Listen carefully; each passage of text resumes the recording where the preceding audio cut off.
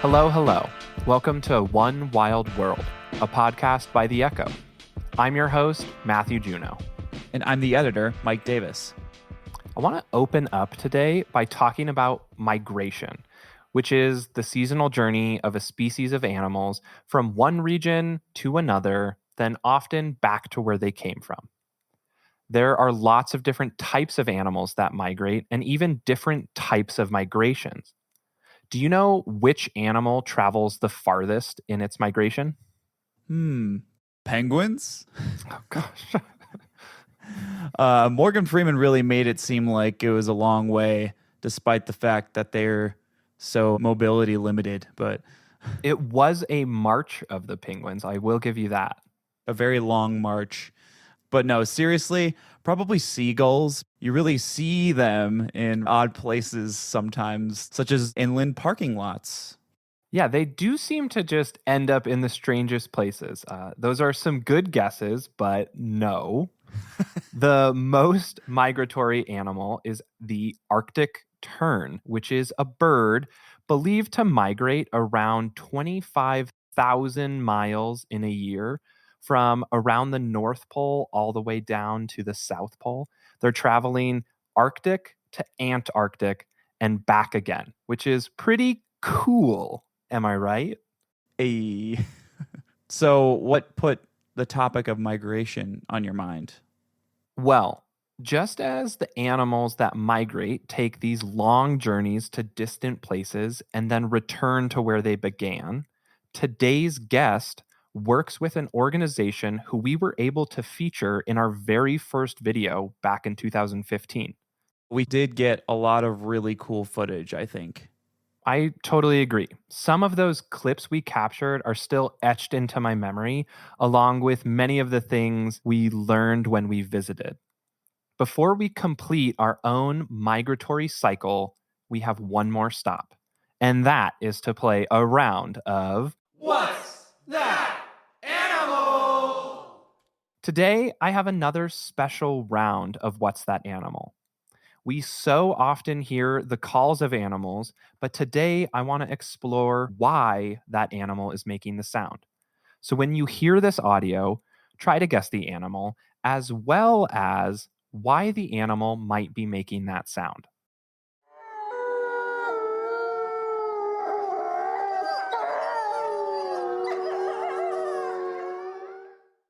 The animal may not be too surprising, especially knowing where today's guest works, but one more time, let's hear the sound.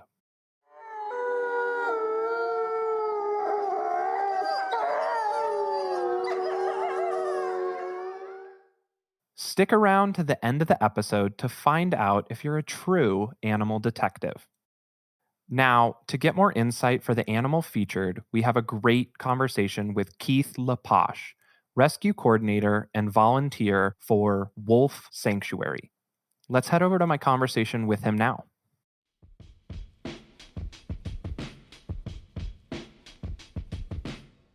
The Echo's first video was actually with the Wolf Sanctuary. We got to go out and see the property and actually get to meet some of the wolves and wolf dogs that are there. So I'm hoping to have you kind of break apart what is the Wolf Sanctuary and what work do you do there? First off, our name is Wolf Sanctuary, and WOLF is an acronym. It stands for Wolves Offered Life and Friendship. We are a 501c3 nonprofit organization, and our mission is to improve the quality of life for all wolves and wolf dogs through rescue, sanctuary, and education. All of the animals that we rescue stay with us for their entire life. We do not release into the wild. We do not adopt out. All of the animals are spayed or neutered unless there is some medical reason they cannot be. And we are a no-kill facility. So the only time euthanasia is considered is when the quality of life has diminished to the point where the animal is beginning to suffer. Then we help them to peacefully cross over. Our habitats are anywhere from a quarter acre to an acre in size. One of them might be about an acre and a half. Our fencing is 8 to 10 feet high. Some have lean-ins, some have hot wire to discourage climbing. We have double gated entry, a 3-foot horizontal dig guard, and we currently have 29 animals at our sanctuary. And the animals that you have, they're not just wolves like the name would imply, right? It's wolves and then wolf dogs. Can you expand and educate viewers on what wolf dogs are and what that difference is? A wolf dog is what it sounds like. It's a cross between a wild wolf and a domestic dog. Wolves and dogs don't look at each other as companions. They see each other as intruders. However, if you force them to live in confinement together, when the female goes into heat, they will breed and they will have a litter of puppies. When those puppies are born, every individual in that litter is going to be a mid-content wolf dog, 50-50, right down the middle, half wolf, half dog. Now, if you breed two of those wolf dogs together, it is theoretically possible to have a pure wolf and a pure dog be litter mates or any mix in between. So there are varying contents of wolf dogs. There's low content, which means it's more dog than wolf. There's mid content, which means half wolf, half dog. And then high content, which means more wolf than dog. Wolf dogs are extremely popular in the United States. It's estimated that as many as 150,000 wolf and wolf dog puppies are sold to be pets in the United States every year, and 90% of those animals are dead by the age of 2 due to neglect, abuse, abandonment, or euthanasia. A lot of people think it would be really cool to have a wolf dog as a pet, but they don't educate themselves. They don't realize that these animals don't act like regular domestic dogs. They're actually more cat-like. Everything's on their term. They can, if socialized at a young age, be very good companions. However, when they mature, they tend to do wild things. And by wild things, I mean urinate on everything, tear up the furniture, scratch up the carpeting, dig giant holes in the yard, kill smaller pets, run away constantly. All those things you don't want your dog to do, these guys have a tendency to do once they mature. For that reason, people dump them. Now, the sad part is when they dump them at a shelter or a rescue, if they mention anything about the animal being part wolf, for liability reasons, the shelter normally won't adopt them out and they will euthanize. And it has nothing to do with the animal's behavior or being vicious or anything like that. What it is the rabies vaccine is considered off-label. When a veterinarian gets a rabies vaccine, it lists on there what animals it's approved for. Wolf dogs are not one of those animals because the trials have never been done. They've never gone through the approval process. So for that reason, most shelters will not adopt out. They'll only release them to a sanctuary or euthanize them, unfortunately. So within the US, that appeal of wolf dog hybrids is pretty high. Where do the rescues come from? Is there a big market within Colorado, or are you looking all across the US? We rescue animals from all over the country. First off, they're all captive born. Okay, none of our animals come from the wild. We rescue them from roadside attractions, illegal breeding operations, shelters, fur farms, and more often than not, we get them from people who change their mind. They get a puppy thinking this is going to be awesome, and then they don't want the puppy anymore. Unfortunately, there are way more wolf dogs out there that need to be rescued than there are places for them to go. The reality of it is you can't really save a lot of them, and timing is everything. It's really very sad when I see the amount of animals out there that need to be helped. At our sanctuary alone, we get about 400 calls a year for animals that need to be rescued. And that's just us. That's not all of the other sanctuaries in the country. So because of that, I also administer a national electronic listserv of other sanctuaries and rescues and experienced owners of wolf dogs. So if we don't have room at our sanctuary, I can still post the animal that needs help to the listserv group in hopes that one of our members can help it. Well, that's awesome. That's good that you're not only a place that can take, but you're also part of a community that can hopefully get the right care for these animals. One thing that I didn't know when you were first explaining Wolf Sanctuary is that first generation between the wolf and the dog is what you called it was Mid-content. Mid-content. So is that first generation always 50-50%? If it's a pure wolf and a pure dog, yes. Okay. And I know part of the work that you do is with phenotyping. Can you explain what that is and then how that works for you? Okay, if I'm called to a shelter or by law enforcement because they think an animal has wolf content, I will go there, hopefully in person. I can do it by photos also, but I prefer to be there in person.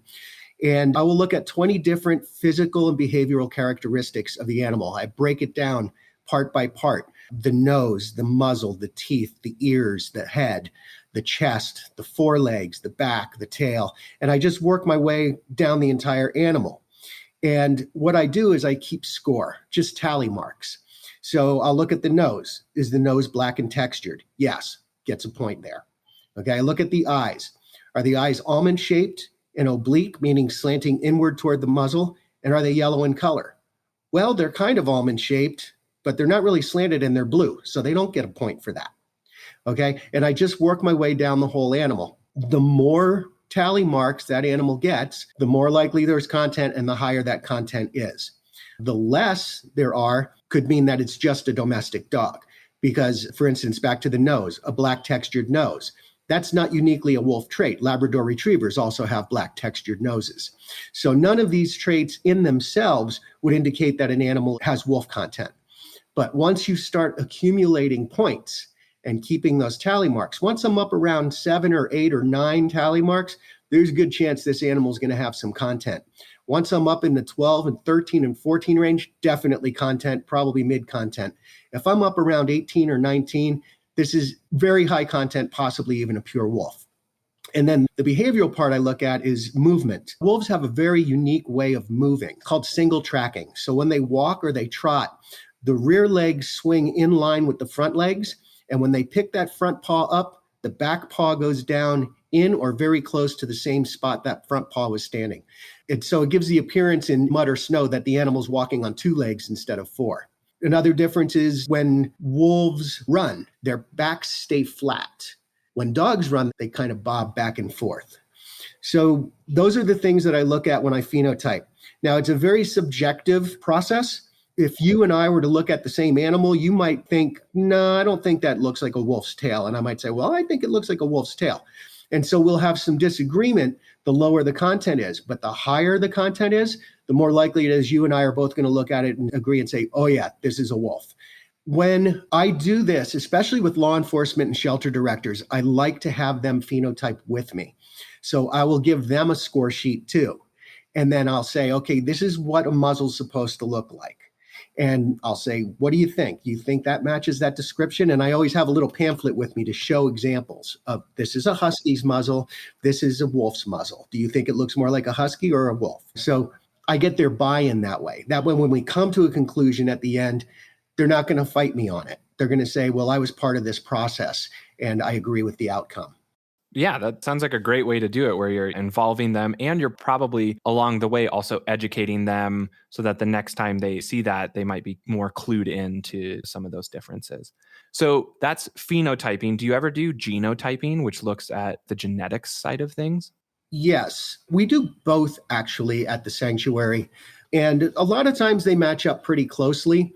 Where I kind of struggle with the genotyping end is the low content animals, like the animals that will come back 8%. It's like those animals don't need to be at a sanctuary. They could just have that label removed. They could be curled up next to a fireplace in somebody's house somewhere instead of living outside in the elements 24/7 with no indoor access and with limited human interaction. An animal that's used to being around people and in a house, I think it's unjust to take that away from them. So when some of the shelters that call me say they insist on a DNA test, I cringe because I kind of know sometimes like, oh gosh, this is a dog for all intents and purposes. But if they do a DNA test, it's going to come back with 6 or 7% in it. And that's going to make it unadoptable. That part of the genotyping actually frustrates me.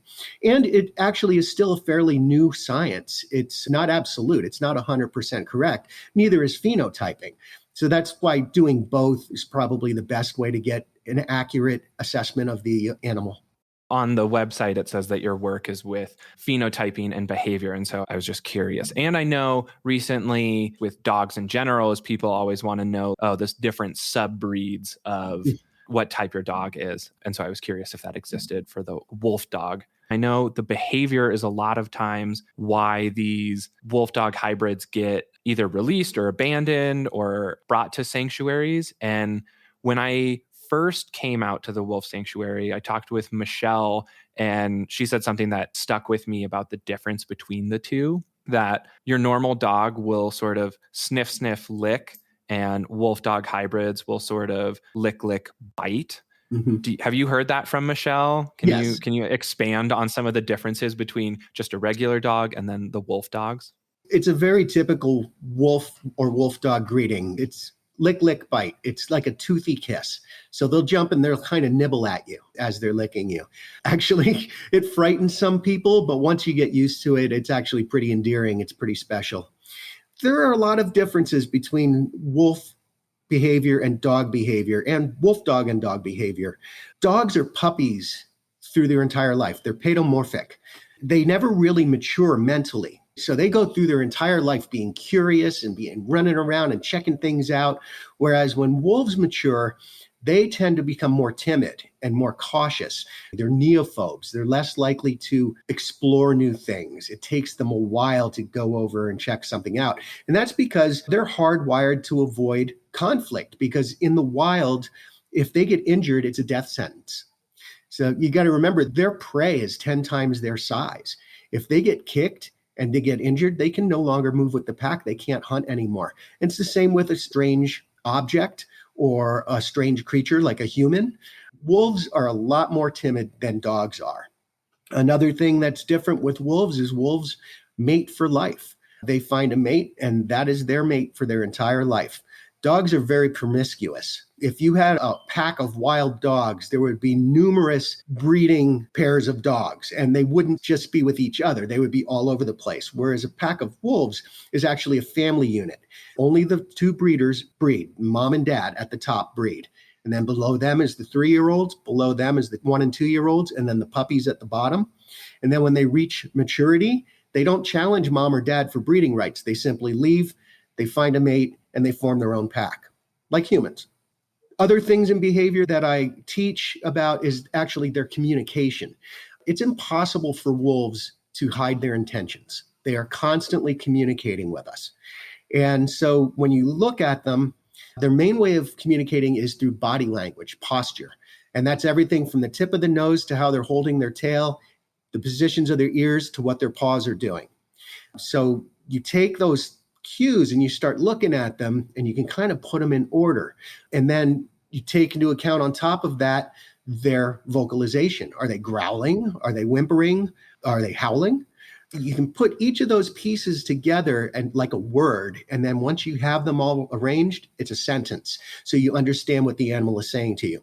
Perfect example is a wagging tail. A lot of people just jump to the conclusion he's wagging his tail. He's happy. That's not true. What it is the wagging of the tail it merely indicates how stimulated the animal is. But now if you take that wagging tail and you add to it mouth open a little bit, lips pulled back, maybe tongue sticking out a little bit, its eyes kind of squinty, you list those things and say, okay, this is probably a happy dog right here. So that's just an example of some of the more behavior stuff that I teach. Another thing that I help with is wolf dog owners that are struggling and they call the sanctuary and say, I don't know what to do. He's acting up. He's escaping. He killed a goat. I help them to understand what's going through the animal's mind and what they can do to contain the animal or to calm the animal. And sometimes it's as simple as raising the fence 2 more feet. Sometimes it's filling in under the fence. Sometimes it's putting the animal on some medication. Some animals are damaged goods. They rescue them. The animal has been on its own and abused, and they're just crazy. And we don't want to see that animal get put down. So if we can maybe medicate the animal a little bit with some anti-anxiety drugs or something, that can often help the animal to make the transition into being a more secure member of that family. I really like that at the heart of the wolf sanctuary, it's a no-kill shelter. So the animals that come there, you're going to give them the best life possible for their entire life. I'm curious if you see any similarities between like the TV documentary Tiger King, people wanting to play with exotic young tiger cubs, and the appeal to own wolf dogs. Well, I can honestly say I've never seen an episode of Tiger King. But I know about Joe Exotic. I know what he's all about. And those kind of roadside attractions, yes, they cause people to want to interact with exotics. They cause people to want to own exotics and keep them as captive wildlife. I would say pets, but they're not really pets. They're more like prisoners because you can't really have a tiger or a bear hanging around your house and sleeping in your bed. So they don't want to be there. Wolf dogs are kind of a different thing because they're not a wolf and they're not a dog. They're kind of in between. So like I said, if they're socialized at a young age, they can make good companions. But still, wolves don't want to be contained. They don't want to be in cages. They want to be free. Unfortunately, though, people do keep them as pets. And it's just a reality with the captive wildlife crisis. And making it illegal wouldn't change anything. All that would do is force the industry underground and there'd be less oversight. So we're better off having it out in the open so that we can keep an eye on what is going on out there. That's fine that you haven't seen any episodes of Tiger King. Kind of going off of that, in media, movies and TV, wolves often get portrayed as the big bad wolf. They have a reputation. I'm curious if you know of any movies that do a good job of portraying the animals in an accurate light. There was an animated one I saw, Princess Ononoka or something like that. Oh, Princess Mononoke. Yeah, that's the one. So that one was kind of more pro-wolf than a lot of the movies out there. We've had this ingrained in us since we were knee-high, that the big bad wolf is going to eat our grandma or it's going to blow our house down, not by the hair of my chinny chin chin. And that's all from European folklore. And where that came from, to my knowledge, is in the 1600s or 1500s, people didn't want their kids wandering out in the woods and getting lost, scared, hurt, or killed. So they would tell them these stories about how the big bad wolf was waiting for them in the woods. After hundreds of years of hearing that story, you say it enough times and it becomes truth, but it's really not true. Like I mentioned earlier, wolves are hardwired to avoid us. They see us as a serious threat to their safety. And the thing I bring up to people when they ask me how I can think that way is that in 1995 and 1996, wolves were reintroduced into Yellowstone National Park, wild wolves, okay? And there's a healthy population of wolves in Yellowstone National Park. Since they were reintroduced, millions of people have camped and hiked in that backcountry. And we don't hear about wolves attacking people. They stay away from us. So if you look at the difference between the way Europeans' folklore portrays wolves compared to how Native Americans' folklore portrays wolves, they're entirely different. Native American folklore sees the wolf as a teacher. The wolf taught us how to live in communities. The wolf taught us how to hunt successfully. So I think it all depends on your culture. But I do know that they are villainized regularly, movie after movie after movie, and book after book after book. And you touched on something interesting with the reintroduction into Yellowstone, which is that in Colorado, there was an initiative put on the ballot to reintroduce wolves, which passed. And then shortly thereafter, wolves actually ended up migrating from Wyoming down into Colorado. I'm hoping you can provide a little bit of insight into what a Colorado with wolves might look like. And you painted a picture of wolves don't really attack people. They're not going to go out of their way to hunt people. They're timid, like you're saying. So what does a Colorado with wolves look like, in your opinion? Well, I'm not part of the reintroduction program, but from what I've heard and read, they're not going to be releasing wolves into populated areas. It's going to be out in open space, way on the western slope, where there's not a heavy population of people. There may be some wolf rancher conflict because, let's face it, cows are pretty easy to bring down compared to a bison or a moose. But there are ways to keep that from happening. There are non-lethal ways to deter wolves. So I think a Colorado with wolves, we're not going to see them. They're going to see us before we're going to see them. You have to be a backwoodsman or something like that, or possibly a ranch hand to maybe see a wolf in Colorado once they're reintroduced. For the most part, I think wolves are going to keep to themselves. I think there will be occasional conflict with the ranchers, but with hazing and being proactive about protecting their cattle, I don't see it becoming a big problem. Bringing things back to the wolf sanctuary, what are some of the best successes that the wolf sanctuary's seen while it's been operating, or at least in your time there? As far as rescues go? Yeah, just in general, if there's any stories that pop out about successful things that the Wolf Sanctuary's done. I mean, just the fact that we keep 29 or 30 animals at a time alive and well cared for, animals that would otherwise have been dead, that's a success story in itself. I mean, that's our whole mission is to provide them with a good life. We have one wolf named Ember who was part of a place in Minnesota called Forever Wild, F-U-R Ever Wild. And what they did at that facility was absolutely nightmarish. They would have people pay a fee to be able to interact with the puppies and get their pictures taken and everything. Then when the animals would turn 2 years old, they would kill them, skin them, and sell the pelts in the gift shop. Ember was one of those animals at that place. It got shut down after a very long legal battle. And then when the people who went in to get the animals got there, the animals had already been all snuck out. So they weren't there anymore. Enter Joe Exotic. Hey, guess what? It turns out that he had some of those animals. And so the people that went to shut down the facility actually went to Joe Exotics, got the animals from them, took them to their facility in California. And at that time, we were looking for a companion for one of ours whose companion had just passed away. And they said, hey, we have one from that Forever Wild place that doesn't get along with anybody if you want to come get her. So we went and got her, brought her back, and she is now with Jacob, who's a big, beautiful boy, and they're a couple. They get along great. Jacob's another good story. Jacob, he's not certified a pure wolf, but if you looked at him, you would say he's as pure as anything that's in the wild. Jacob was raised by a family in New Jersey from a very young puppy and kept enclosed in between two homes in an alleyway, and he escaped. And we're talking Rahway, New Jersey, which is basically a suburb of New York. He actually made the evening news back there because he was running down the street and people were filming him. He ended up being safely captured, and they brought him out to us, and he's been with us since. So those are two stories off the top of my head of success stories with animals.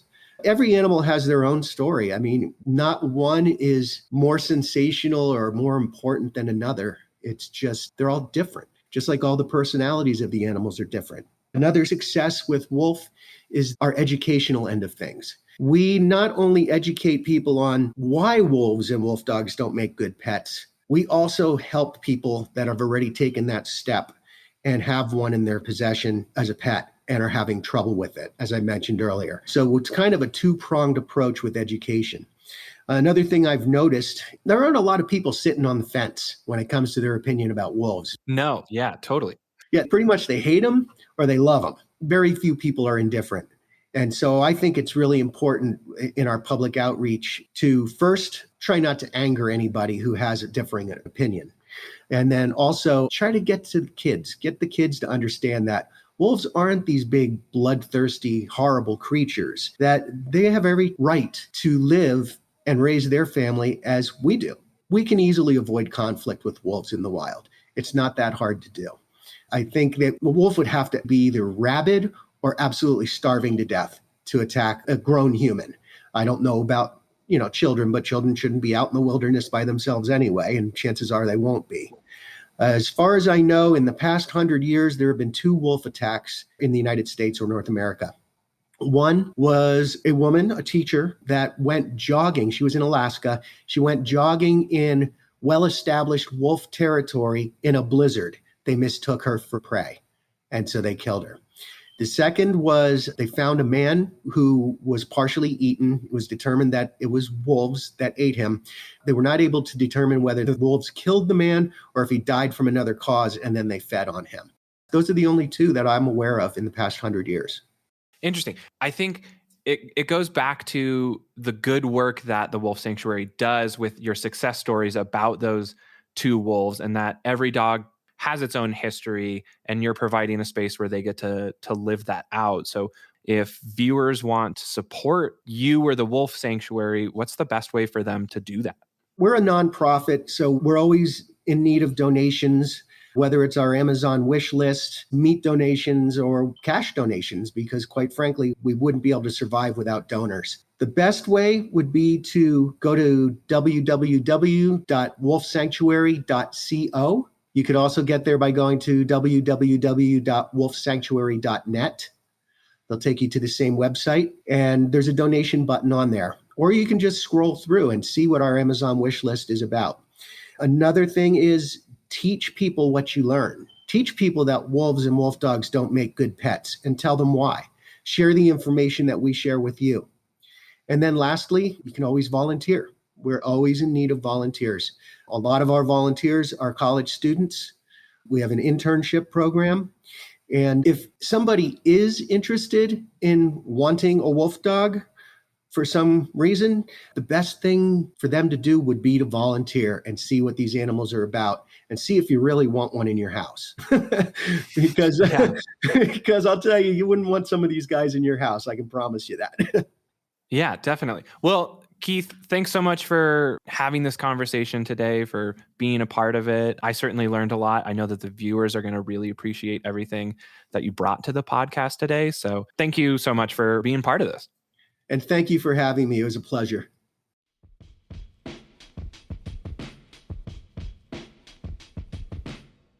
I really enjoyed having this conversation with Keith. You can sense his compassion for these wolf dogs, as well as his knowledge about these beautiful and often misunderstood animals. Also, it was fun to revisit an organization that was the focus of our first piece of content ever. It has been such a fulfilling journey to be able to build and maintain these partnerships over time and to help these animal organizations grow. Now, to answer our question from this episode's round of What's That Animal? Remember that today we're not only trying to figure out the animal, but to ask ourselves why that animal might be making the noise. One last time, here's the sound.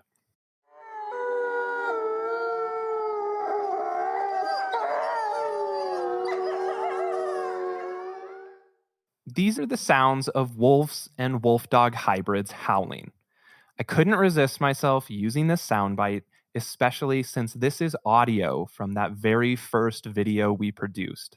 But to answer the question of why wolves howl, if you think they're just howling at the moon like those wolf t-shirts depict, that isn't quite right. There are a few reasons why they howl. One of them is to communicate the location of pack members. In the open tundra, a wolf's howl can carry up to 10 miles, so it can act as a sort of roll call. Wolves are also territorial animals, so it can be a warning sign to other wolf packs in the area to establish boundaries. And lastly, it can act as a rallying cry during a hunt. A wolf's howl is just so iconic, and I love that we were able to witness something like that and share it with you. Tune in next episode for another chance to play What's That Animal?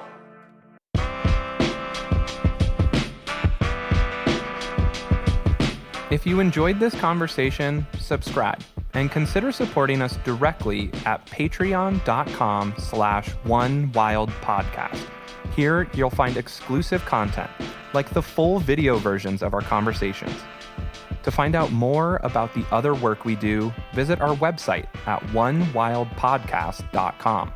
Follow us on Instagram at @theechoanimals and follow our TikTok at creature.feature. On behalf of all animals, thank you for listening.